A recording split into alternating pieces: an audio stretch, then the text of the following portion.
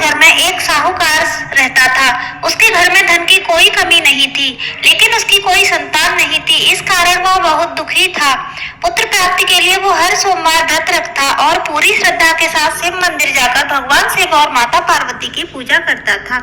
उसकी भक्ति देखकर एक दिन माँ पार्वती प्रसन्न हो गईं और भगवान शिव से उस साहूकार की मनोकामना पूर्ण करने का आग्रह किया। पार्वती की इच्छा सुनकर भगवान शिव ने कहा, हे पार्वती, इस संसार में हर प्राणी को उसके कर्मों का फल मिलता है और जिसके भाग्य में जो हो उसे भोगना ही पड़ता है। लेकिन पार्वती जी ने साहूकार की भक्ति का मान रखने के लिए उसकी मनोकामना पूर्ण करने की इच्छा जताई। शिव जी ने माता पार्वती के आग्रह पर साहूकार को पुत्र प्राप्ति का वरदान तो दिया, लेकिन साथ ही यह भी कहा कि उसके बालक की आयु केवल 12 वर्ष होगी। माता पार्वती और भगवान शिव की बातचीत साहूकार सुन रहा था। उसे इस बात की ना तो खुशी थी और ना ही दुख। वह पहले की भांति भगवान शिव की पूजा करता रहा।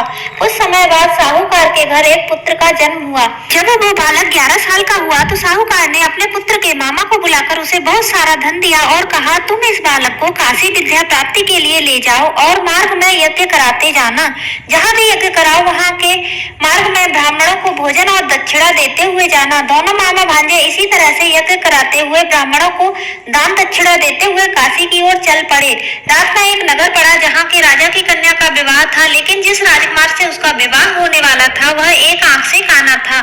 राजकुमार के पिता ने अपने पुत्र के काना होने के छुपाने के लिए एक चाल सोची। साहूकार के पुत्र को देखकर उसके मन में एक विचार आया। उसने सोचा कि क्यों ना इस लड़के को दूल्हा बनाकर राजकुमारी से विवाह करा दूं। विवाह के बाद इसको धन देकर विदा कर दूंगा और राजकुमारी को अपने नगर ले जाऊंगा। लड़के को दूल्हे के वस्त्र पहनाकर राजकुमारी से विवाह करा दिया गया, लेकिन साहूकार का पुत्र ईमानदार था। उसे यह बात न्याय संगत नहीं लगी। उसने अवसर पाकर राजकुमारी की चुनरी के ऊपर लिखा कि तुम्हारा विवाह तो मेरे साथ हुआ है, लेकिन जिस राजकुमार के संग तुम्हें भेजा जाएगा वह एक आंख से काना है। मैं तो काशी पढ़ने जा रहा हूँ। जब राजकुमारी ने चुनरी पर लिखी बातें पढ़ी तो उसने अपने माता पिता को यह बात बताई।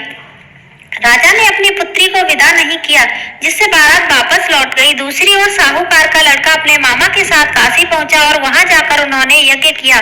जिस दिन लड़के की आयु 12 साल की हुई उस दिन यज्ञ रखा गया।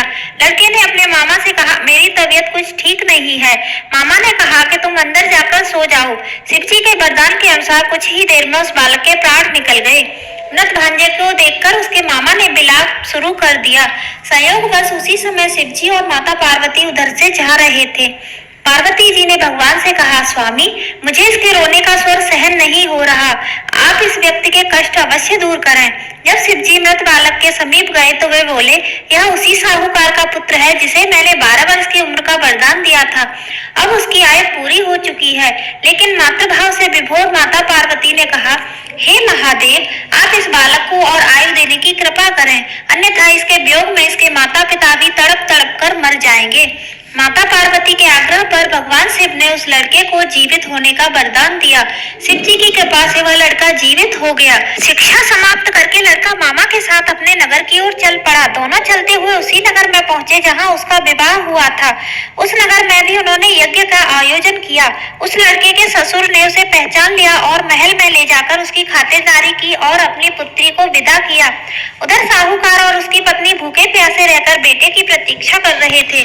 उन्होंने कर रखा था कि यदि उन्हें अपने बेटे की मृत्यु का समाचार मिला तो वो भी अपने प्राण त्याग देंगे, परंतु अपने बेटे के जीवित होने का समाचार पाकर वो बेहद प्रसन्न हुए। उसी रात भगवान शिव ने साहूकार के सपने में आकर कहा कि मैंने तेरे सोमवार के व्रत करने और व्रत कथा सुनने से प्रसन्न होकर तेरे पुत्र को लंबी आयु प्रदान की है। इसी प्रकार जो कोई सोमवार का व्रत करता है और कथा सुनता है या पढ़ता है उसके सभी दुख दूर होते हैं और सभी मनोकामनाएं पूर्ण होती हैं। शिव भोले हैं और भक्त प्रेमी भी। पूरी श्रद्धा से की गई सामान्य पूजा भी वो अंतर मन से स्वीकार करते हैं। जय हो भोले बाबा की।